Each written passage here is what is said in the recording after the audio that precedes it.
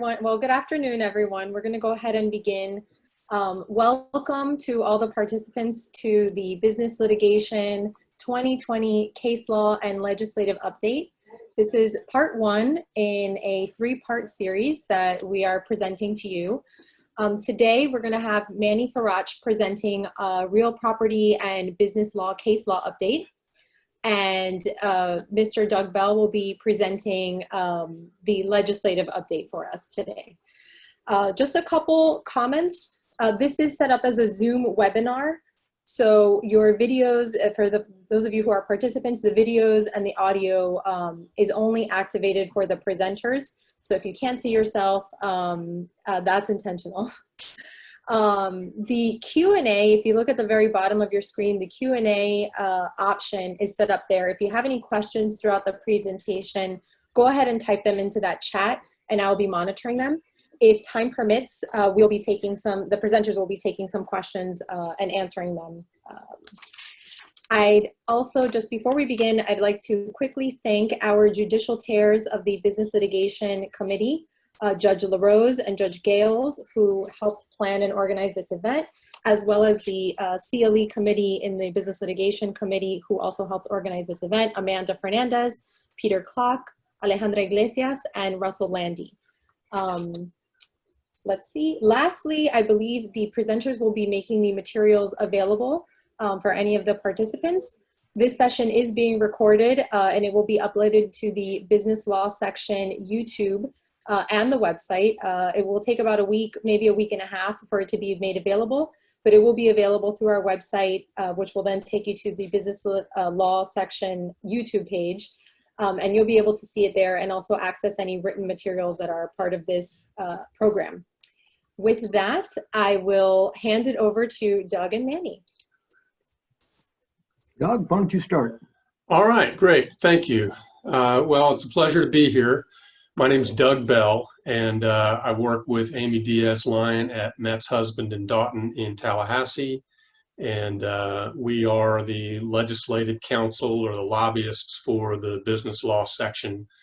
I have been a member of the bar for 25 years, been a contract lobbyist for 23 years.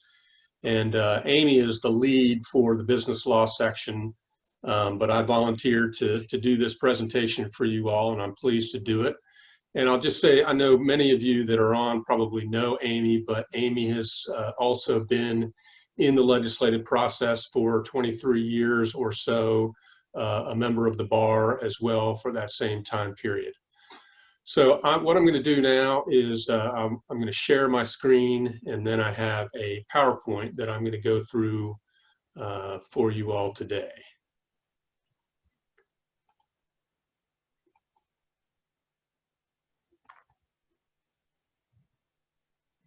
All right, is that shared, those of you who I can hear? It is. Manny? Yes, it is, Doug. Okay, great. All right, well, thanks again, and let me start here. First of all, this seems like it was a lifetime ago, but I'm going to have a little brief about the 2020 session. Of course, now we're preparing for the 2021 session, but since we haven't gone through this with you all, I'm going to talk a little bit about 2020. And it was, in terms of the number of bills filed, it was a typical session, approximately 3,500 to 4,000 bills were filed. A very small percentage of those ever passes, although many of the issues that are in bills that ultimately do not pass, they get amended into the bills that do pass. I think the number here, though, of the number of bills that actually passed were 5.6% of those that were filed.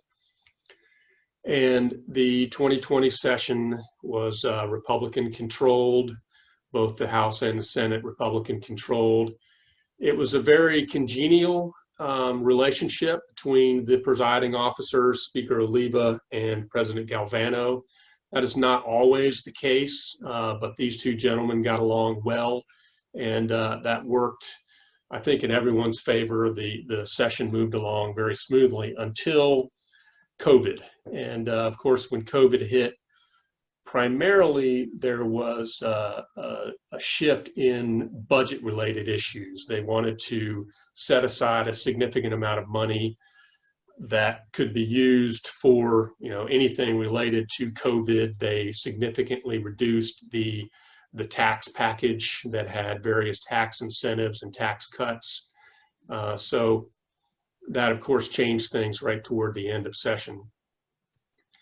And the issues that they dealt with during the 2020 session, obviously these are really broad issues, but they allocated a significant amount of money toward environmental projects, particularly water quality. And they had an increase for teacher compensation, a number of policy changes related to school choice. There were significant changes made in healthcare policy where they expanded the scope of practice for pharmacists, allowing pharmacists to do a lot more with patients than they were previously allowed to do, as well as nurses. Those were things that were important to the leadership. And the budget going into the session was going to roughly be the same as the year before, about $91 billion.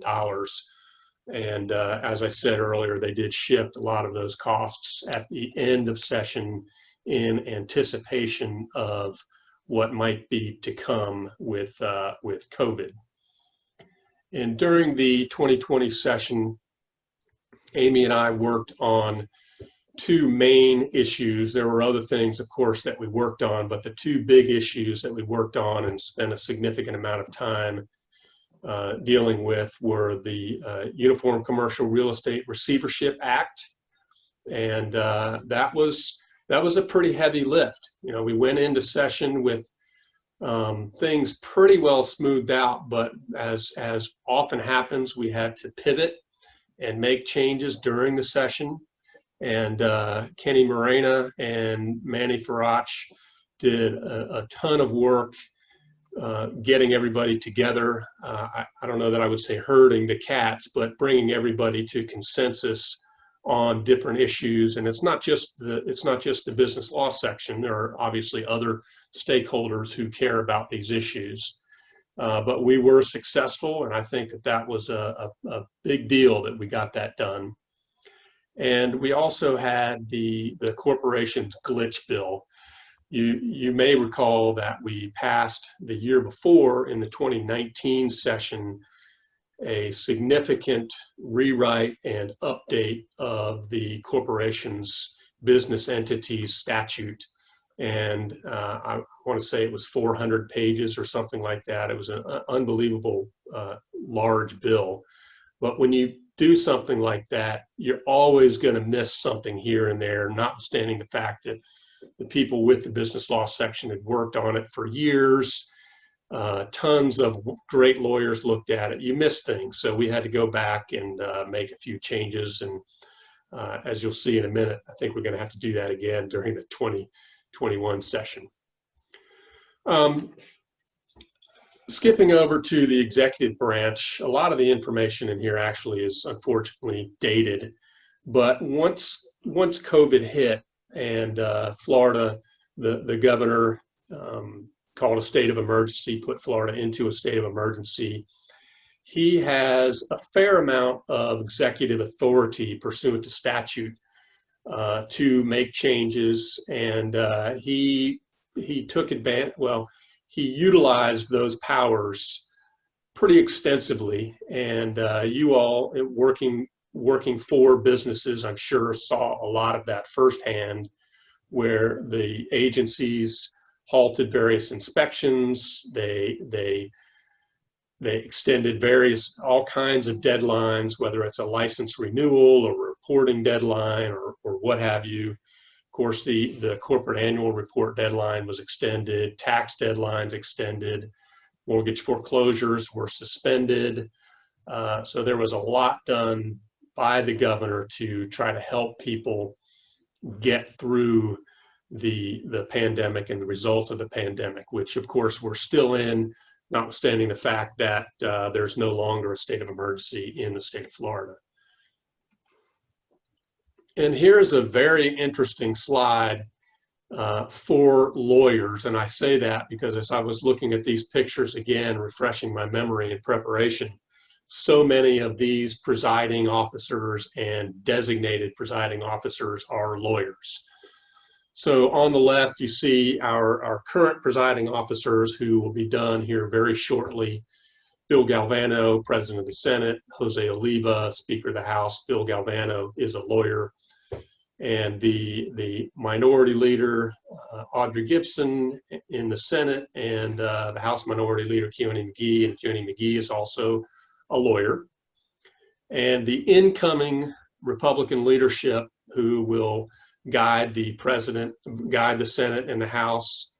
You've got Wilton Simpson, a Republican from Trilby down in Pasco County, and Representative Chris Sprouse will be the speaker from Palm Harbor in Hillsborough. So the leadership for the next 2 years will be based primarily in that greater Tampa Bay area. And Chris Sprouse is a lawyer. And the minority leaders for the next 2 years, you have Gary Farmer in the Senate, a lawyer, and then you've got Evan Jenny and Bobby DuBose in the House, neither of which are lawyers, but they probably have stayed in a Holiday Inn or two. And then in the future, 22 to 24, you've got 2 lawyers who are currently designated. So what that means is the folks that are in their class and current legislators have chosen them. So unless there's some sort of a coup or who knows what might happen, which is rare, these are going to be Kathleen Passidomo will be the president of the Senate, and Paul Renner, the Speaker of the House. Paul Renner is a member of the business law section, and Kathleen Passidomo, I would say probably an honorary member of the section. She's a real property and trust and estate lawyer and has carried a lot of water for the section. So we're going to be very fortunate in the leadership of the House and the Senate. And the designated minority leaders for 22-24 are both lawyers. You've got Perry Thurston in the Senate and Ben Diamond in the House. And then going out even further, you may think it's crazy, but they have designated the speaker for 24 and 26. So that's a number of years down the road. But with term limits, that's just how we do it now, for better or worse. And Danny Perez also is a lawyer. Okay, now this slide here is about the primary results. And again, this seems like just decades ago, but it gives some indication of what we can expect in the general election coming up here soon. So Florida's got nearly 14 million registered voters. The Democrats have an edge on that in terms of registration.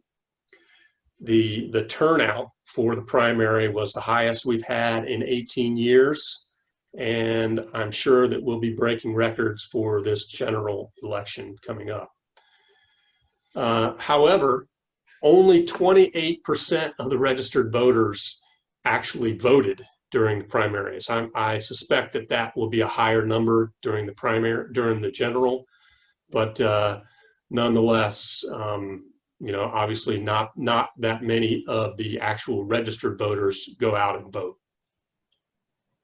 And like I say, we had a record number. We've seen a shift in how voting is done over the years, and I'm sure you all have heard a lot about mail-in voting and so forth. Florida actually has a very secure mail voting program, and the Republicans have traditionally been very good at that. This year, we're seeing that they're not voting as heavily by mail, whereas the Democrats are voting very heavily, and I'll get to that in just a second.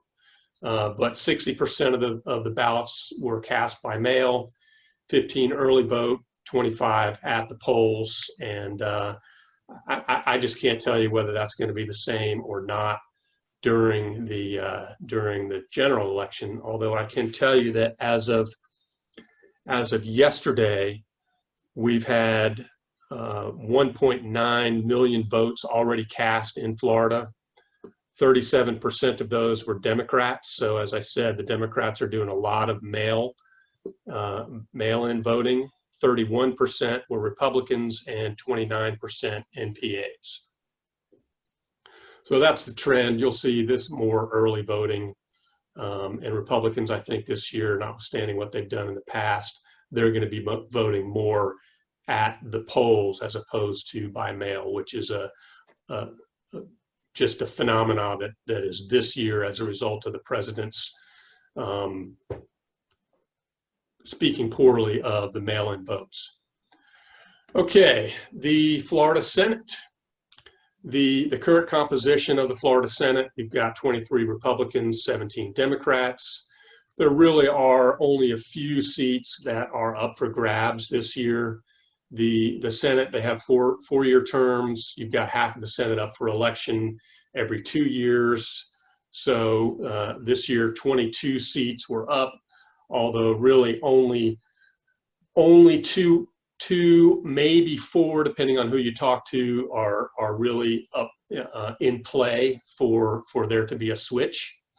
You got Senate District 9, which is an open seat held by David Simmons, one of the section's champions, and that is a tight race between former House member Jason Broder as a Republican and Patricia Sigmund as a Democrat, and she is a lawyer.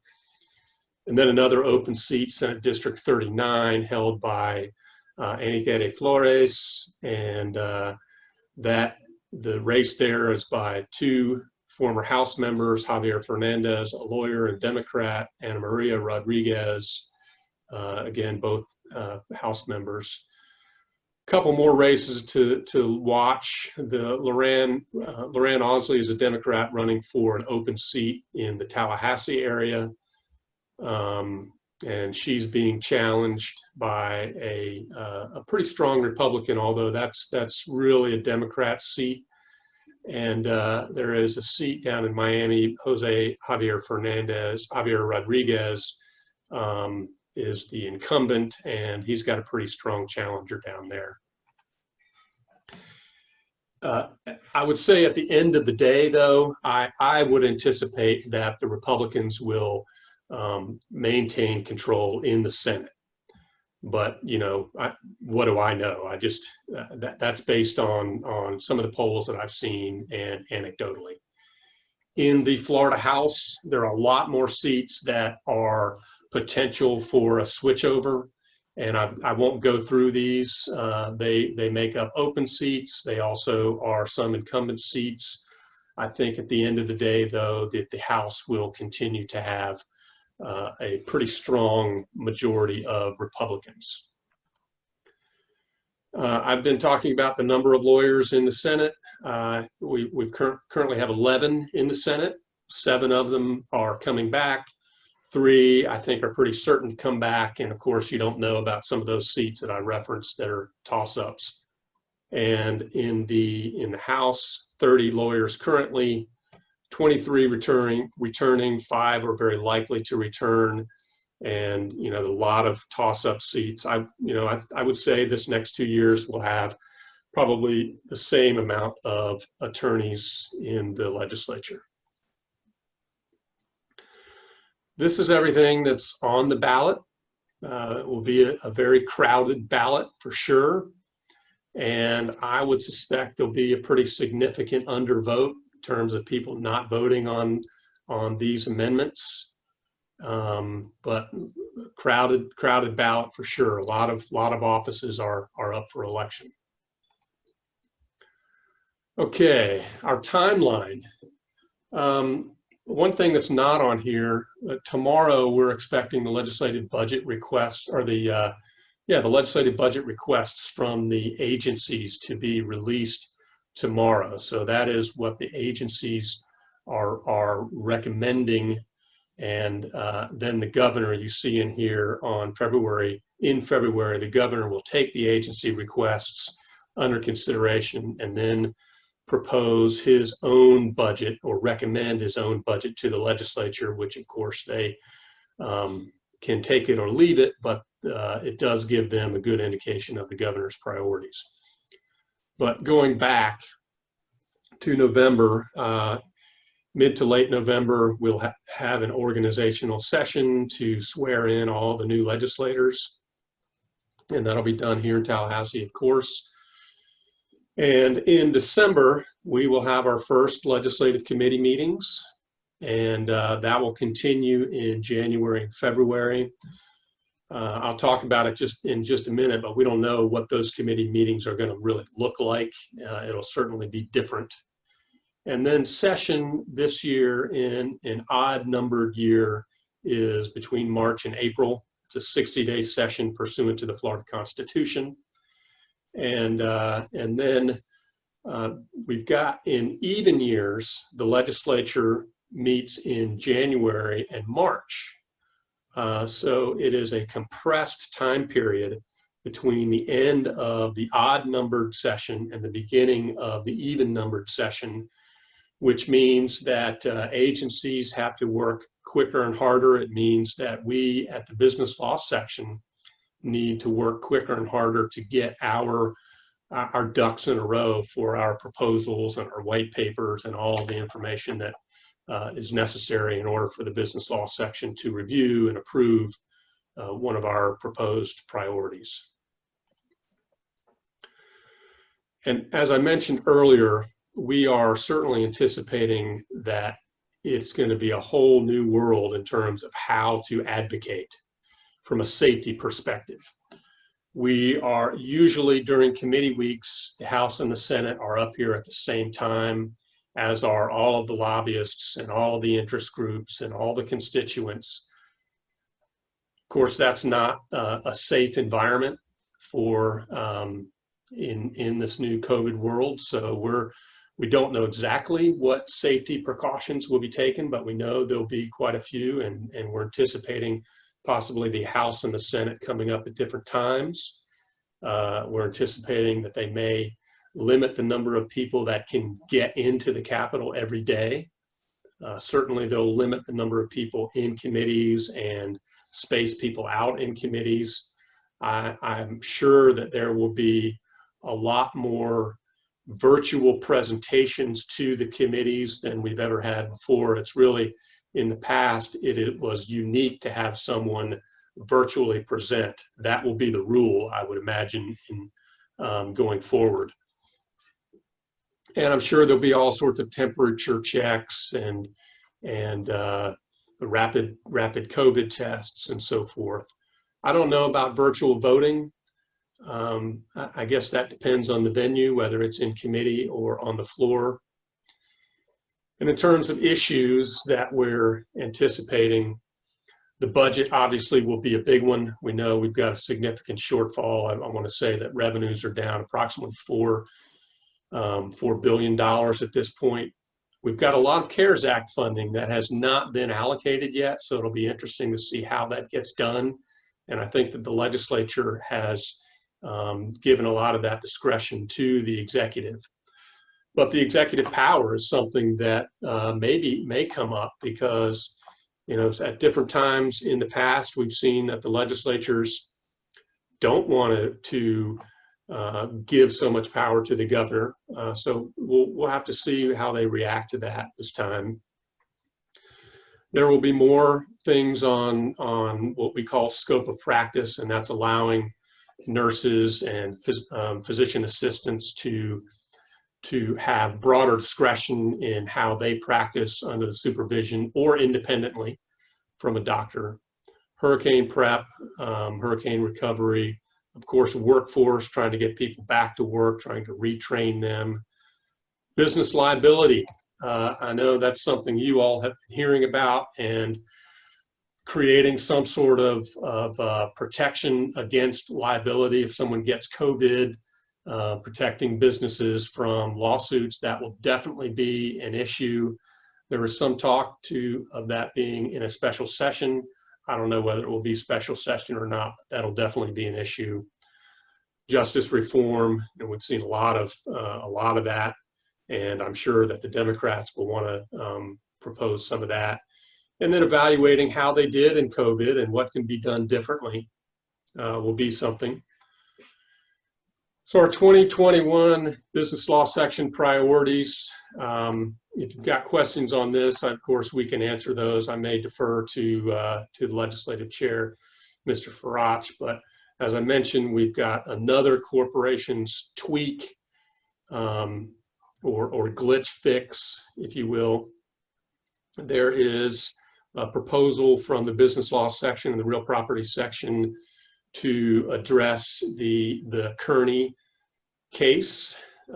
There is a proposal to deal with the covenants not to compete that's coming through a business law section task force, and potential legislation on notice to homeowners in foreclosure cases. This is a screenshot of the business law section's website, and this particular page has been added to. It's got a link to the priorities and the policies and procedures, the new request form. So everything you need in order to push forward a legislative proposal for consideration and approval by the section is on this page. And then of course on the right, it's got historical legislation that we have worked on and passed. And this is a screenshot of the bars page. A lot of similar information there, particularly the bar rules related to legislative proposals. And another screenshot of the bar's webpage here, and legislation of interest that they are tracking as bills are filed. So I'm at 30 minutes. Look at that, Manny, 30 minutes. Well, it's 12:30. I guess my presentation was a little less than 30, but I've given you plenty of time for your 164 slides.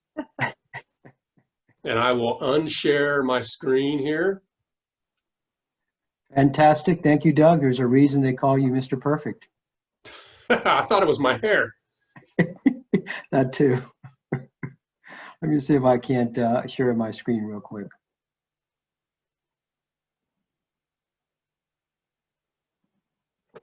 All right, folks.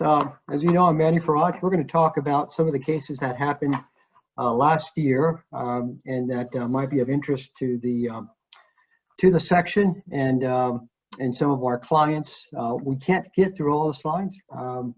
Unfortunately, there's a lot of stuff that comes out every single year. So what I've done is I've taken the cases we're going to talk about and just done a quick highlight on them.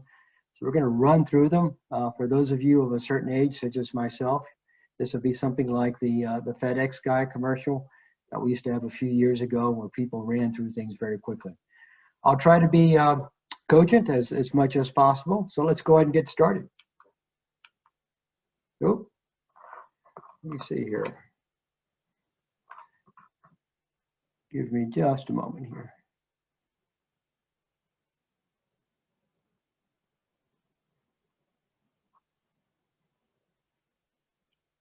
Perfect. As before, past years, foreclosure takes a lot of the oxygen in the appellate decisions, less so than in previous years, but more so than I expected to see because the real estate economy and the business economy were pretty good over the last couple of years. But we had some foreclosure cases, and typically we don't deal a great deal with foreclosure cases, but as you know, they impact Articles 3 and 4 a good deal, and as well as evidentiary issues. So we'll go through them real quick.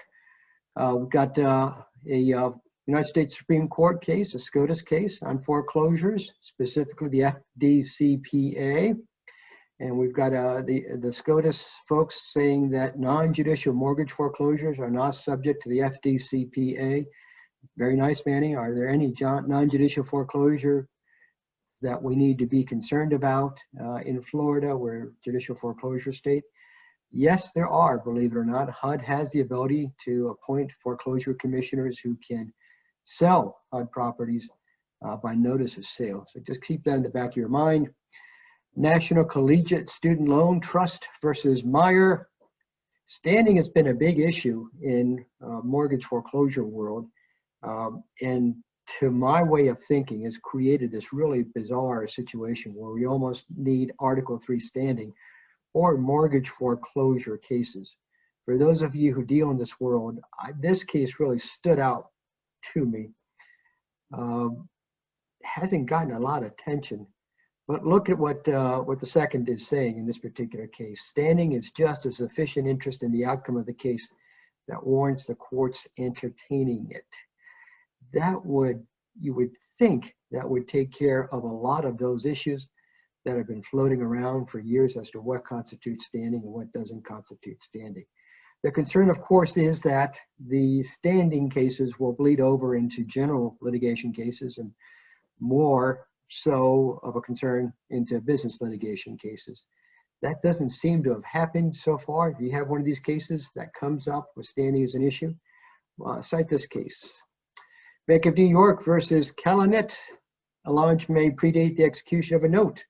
Yeah, really, it's the after acquired property concept. I'm glad folks are finally starting to recognize that exists in Florida. U.S. Bank versus Sturm. Damages are all monies due, not just within the past 5 years. Again, this is mortgage foreclosure world, but we want to make sure that we understand that the general concepts that come out of these cases, because a lot of times they migrate from mortgage foreclosure world into our particular cases. Where would this possibly be an issue? How about in a commercial lease where the default was 7 years ago? Absolutely. So keep this particular case in mind for situations such as that.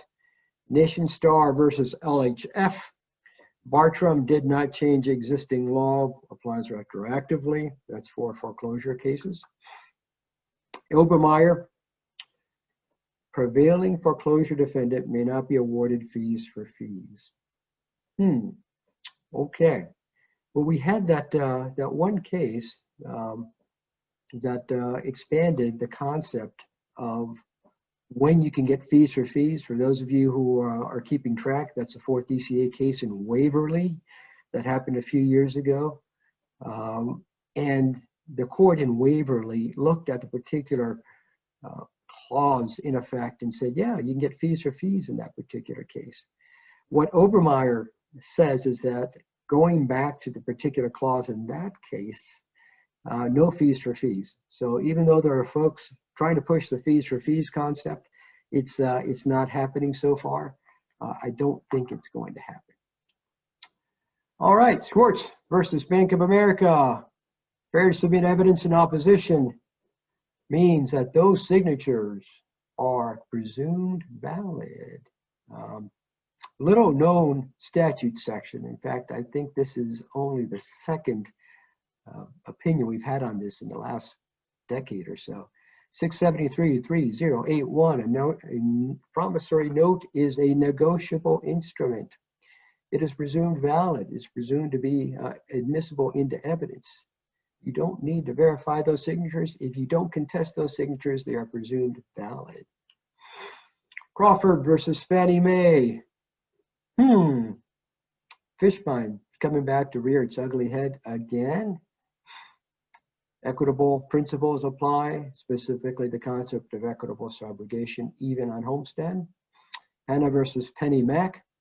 A neg-am provision in a promissory note does not make that particular note non-negotiable for those of you who are doing deals, and part of the deal means that the business was being sold with a promissory note with a variable interest rate or even a neg-am, negative amortization interest rate provision. Yeah, put this case in your folder. One West versus Palmero. 3rd DCA says, I don't care what the 11th Circuit says. If the forms call the surviving spouse in a reverse mortgage case, call the surviving spouse a, quote, borrower, even if the surviving spouse only signed the mortgage in order to alienate his or her homestead interest, then that person is a, quote unquote, borrower. That's it. And if you weren't quite sure that 3rd DCA got it right, they issued another opinion where they pretty much said, hey, we really meant what we said the last time around. Stop bothering us with these appeals. A spouse who signs, even though he or she may not have been the borrower under the loan instruments, is a borrower for foreclosure purposes. Both spouses have to pass away before the reverse mortgage can be foreclosed. All right, let's skip over to misrepresentation, always an area that has a lot of cases and interest. Fernandez versus Marrero. Wow. How many of you have had this situation come up where someone comes into your office and says, you know what, I put the down payment down, I made the initial payments, and I've been making all the payments, but we put the property, titled it in both of our names because I really cared for this person, or we were in love, we were about to get married, whatever the case may be. And now we've broken up, this other person wants half the property. Well, guess what? They are owners of half the property, or at least the law presumes that they are owners of half the property. So if you've got these type of situations coming down the pike, again, we're always concerned about bleed over from general real estate cases or other cases into the business world because we have fewer cases than the other parts of civil litigation. Take a look at this case and tell your folks to say, explicitly put into an agreement, yeah, I'm making all these payments, I'm putting in your name, but only for estate or planning purposes or whatever the case may be. Abdo, constructive trusts may be imposed in suits claiming derivative action and breach of fiduciary duty claims. And we've got Pereira versus Diolife. Great case out of the 4th DCA. Every one of our contracts has a no oral modification clause. Yes, they are enforceable, but Florida has a very strong policy that says that there is modification by conduct. And look, this is one of those rare cases where this is a seller of corporate stock situation. So if you're a business lawyer doing deals, make sure you pull this case up, make sure you read it. It's very instructive on several fronts. Cohn versus US Bank. Fraud or egregious misconduct is not a requirement for an equitable subrogation lien. Diego versus Barrios. Fraud or egregious act is necessary in order to impose an equitable lien on homestead property. Look back at Cohn. There's a case a few years ago from the 4th called Doty versus Flynn, which we're not quite sure.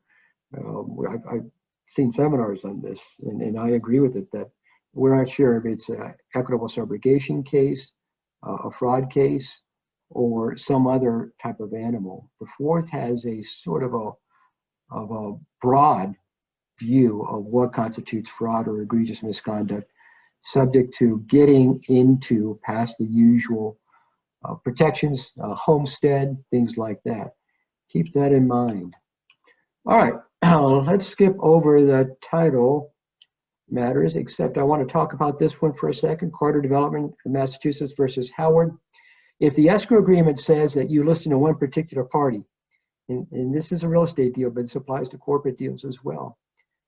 If the escrow agreement says that you listen to one particular party and the deal doesn't fly and the particular party says, send me my money back, guess what? You can send that money back. If the other party gets mad and sues you, then you get summary judgment against that other party and you get affirmed on the 1st DCA.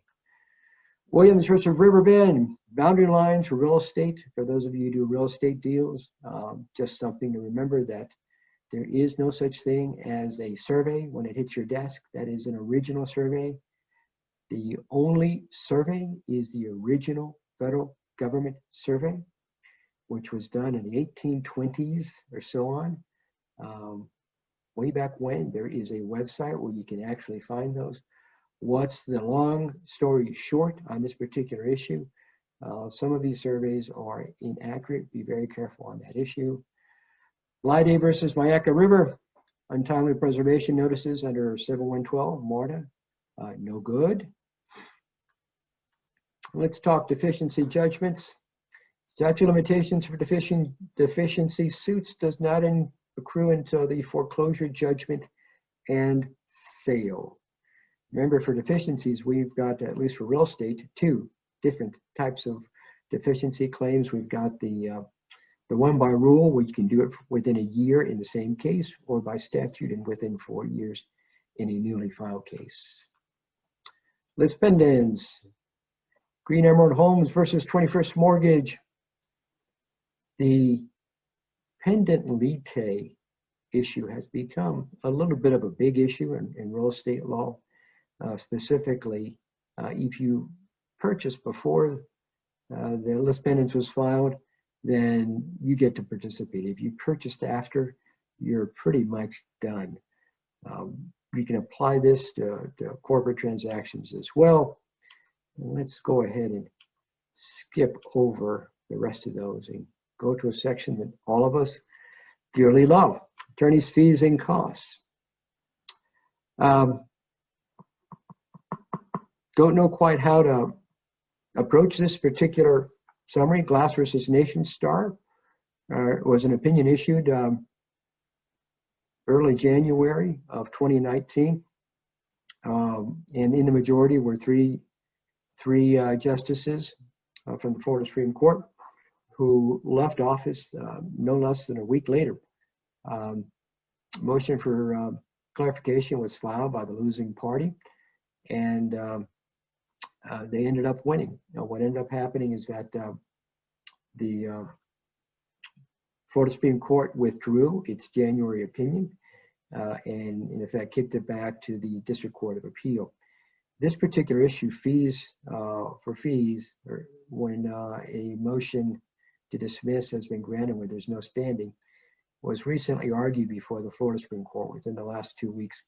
So we should have some clarification on this particular issue, but do know that right now we're still a little gray on this. Nunez versus Allen. You represent yourself in litigation as an attorney, you can get your fees. Sherman. Great case for setting up this particular issue.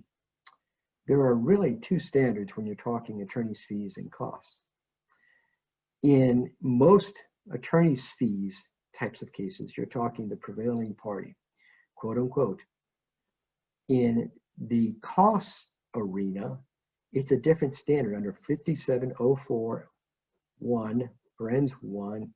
The standard as to who recovers costs is, quote, the party recovering judgment, not the prevailing party standard. Why is this important? Why? Because we don't apply the net judgment rule anymore for most attorney's fees issue.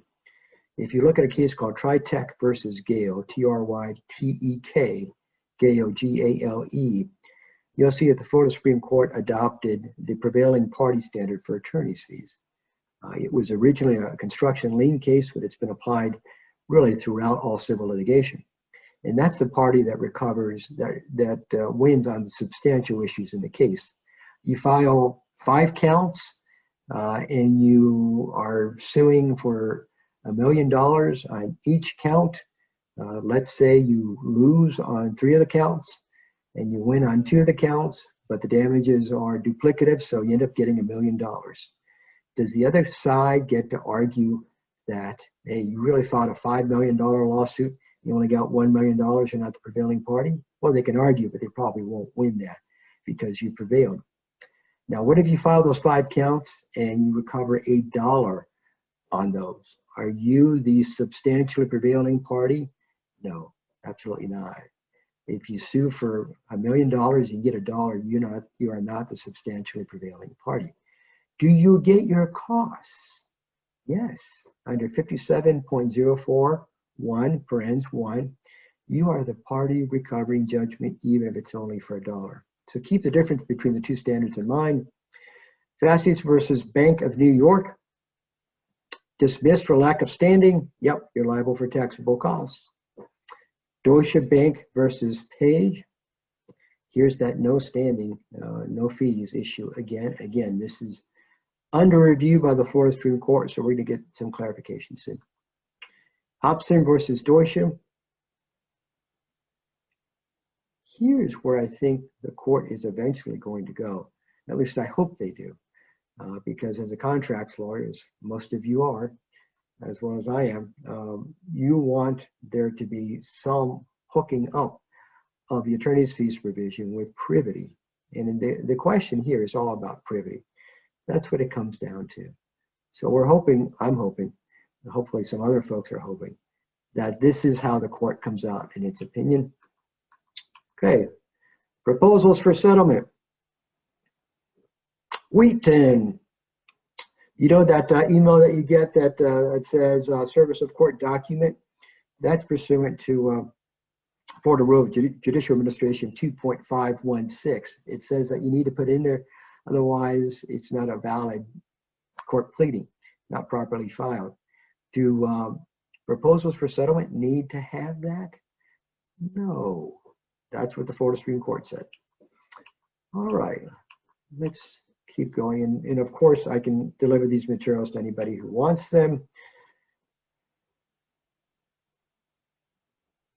Homestead revocation provisions of the Florida statutes don't require an intent element, don't have an intent element. In other words, if you violate the homestead provisions, you can have the property appraiser, tax collector come back and say, we want our money back under the statute, and you don't get to plead no mens rea. Baldwin, residents as of January 1st, in order to receive the benefits of the ad valorem tax exemption. Just Rouge versus A to Z. It's really hard to abandon a homestead in Florida. There has to be a pretty clear intent to do so.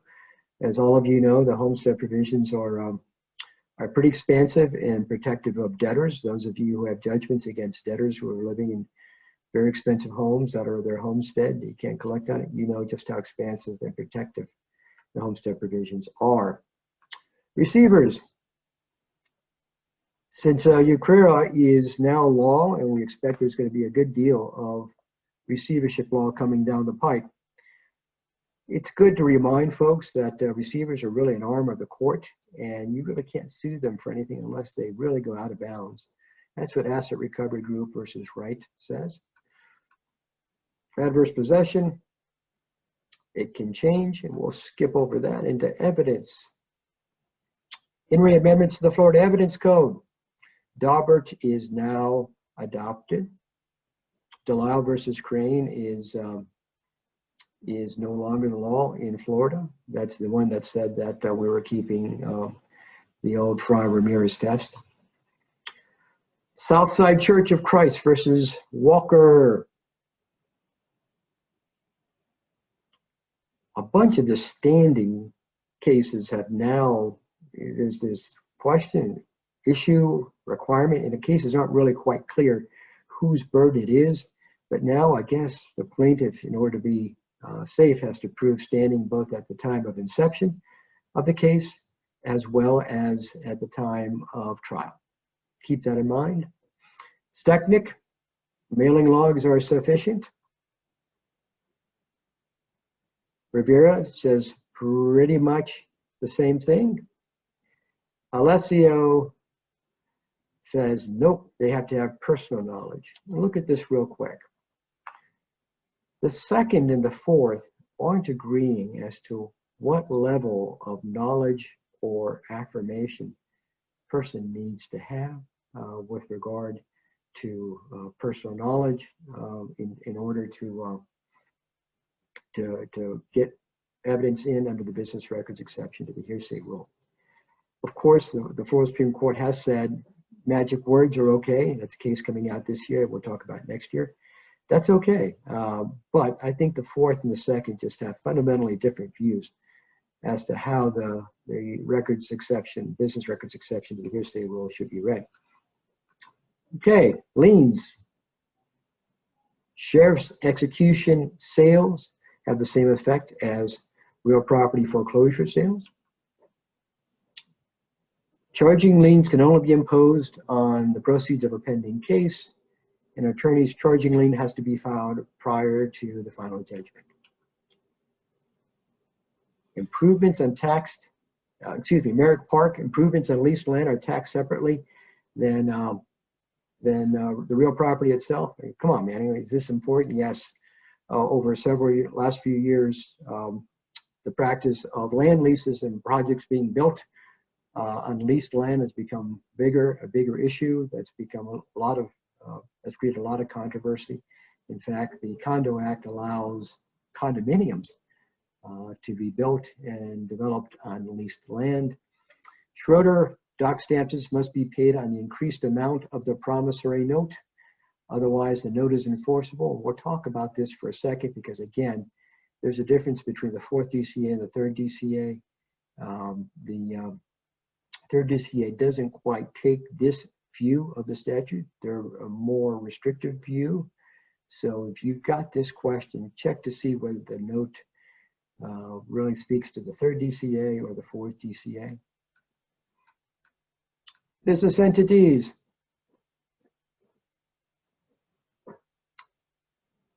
Naked Lady Ranch versus Waikiki. That business judgment rule is pretty broad, and the court that's taking a look at what went on doesn't really have the ability to second guess, or shouldn't be second guessing, the actions of the board. Villa Bellini. Yeah, you can get mandamus in order to get inspection of a corporation's books and records. You would think that mandamus would only apply to judicial officers, but no, it applies here. Hullock.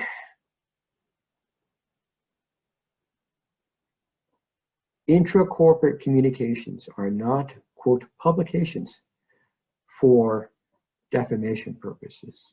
So in other words, the board can say all sorts of really bad things about somebody to each other during a board meeting, and it's not defamation. We've got the 3rd DCA riffing again on its previous De Niro decision. De Niro sort of shook people up because it started applying derivative action requirements to LLCs. Project Development says, yeah, we meant it. Wyszynski. Here's the interesting thing to note from Wyszynski. The act doesn't give an impacted member much, and I'm speaking the LLC Act, of course, much in terms of constructive fraud, breach of fiduciary duty against the managers, other managers. But what people forget, don't look at, overlook, is the fact that there may be documentation that gives folks those particular claims. So just because the statute doesn't say that you have a claim, look at your documentation. 1385 Starkey. Yeah. This is always an issue under 6050709. And we'll skip easements and dedications, go to construction. For those of you doing construction work and you've got a surety involved, look at this particular section because this really, really stings. In this particular case, the condo association was very unhappy with the builder repairing some concrete spalling and fired the contractor. And then it claimed upon its surety to get a replacement contractor. And the surety hired back the very same contractor that the condo association had fired. Condo association said, you can do that. The DCA said, yeah, you didn't exclude it, so yeah, they can do that. We'll skip over community associations in the interest of time.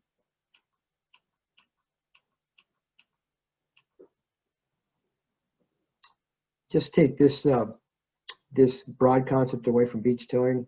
Restrictive covenants as to land, at least, are interpreted in a fashion which least restricts the property. And we'll talk about bankruptcy very quickly. Rejection of an executory contract under 365 has the same effect as if the contract had been breached outside of bankruptcy. That's SCOTUS and Mission Product. Taggart. This case has been getting some attention.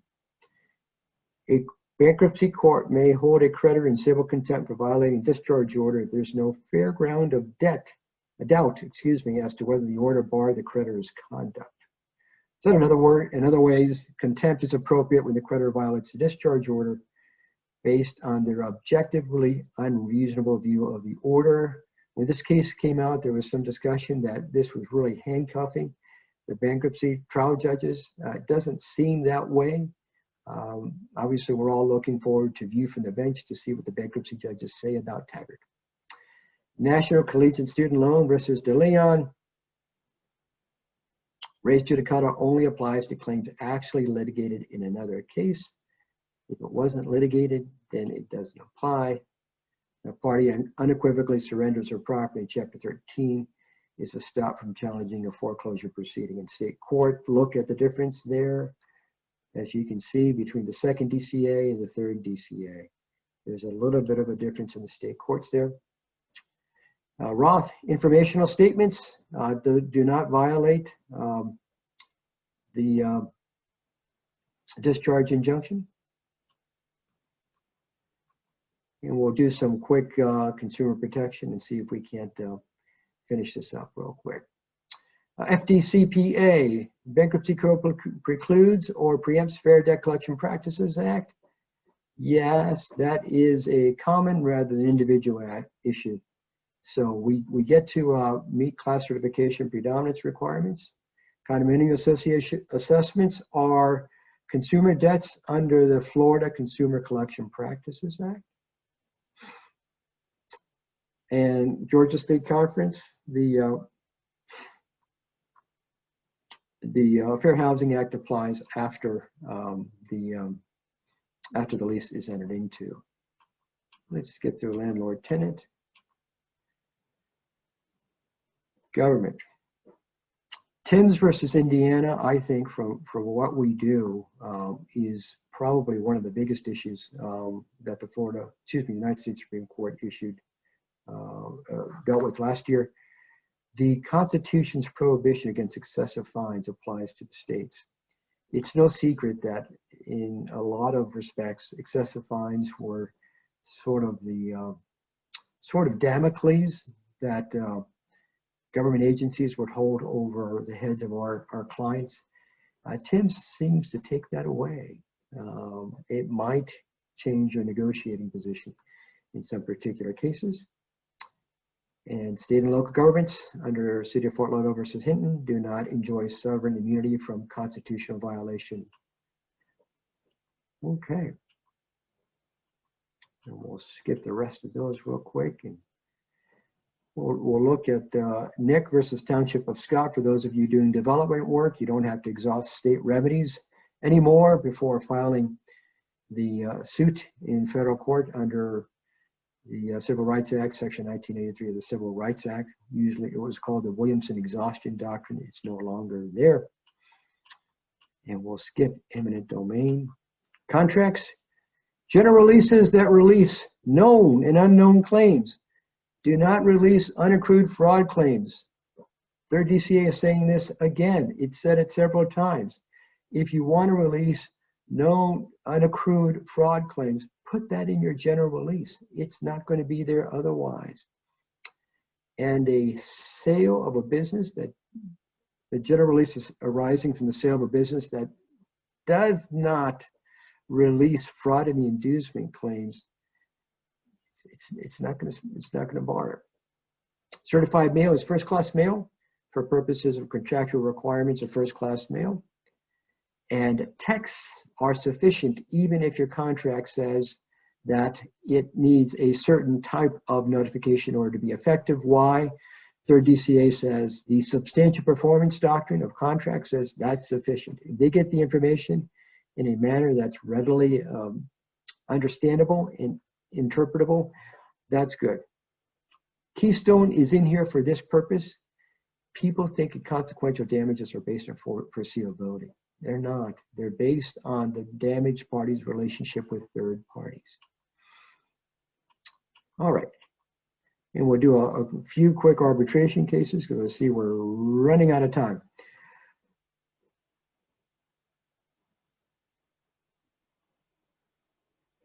Wow, look at Harry shine. This continues to be an area that's fought over, what's called the delegation doctrine. Who gets to determine arbitrability, whether it's a court or the arbitration panel. And you see what SCOTUS said about this in Harry Shine. Declaratory judgments are not, quote unquote, litigation that waive arbitration rights. Equitable estoppel, bringing folks in who didn't sign the arbitration agreement, is still good.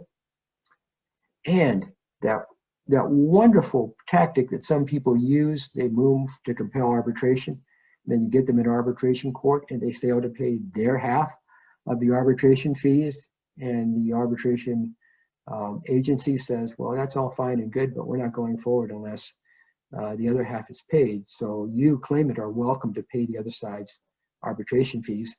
And if your client says no, then you're in standstill, you're neutral.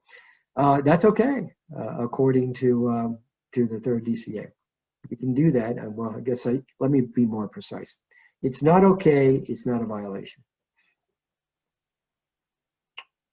Arbitration provisions survive bankruptcy discharge. And we're talking jury instructions. Look at this verdict form for breach of fiduciary duty.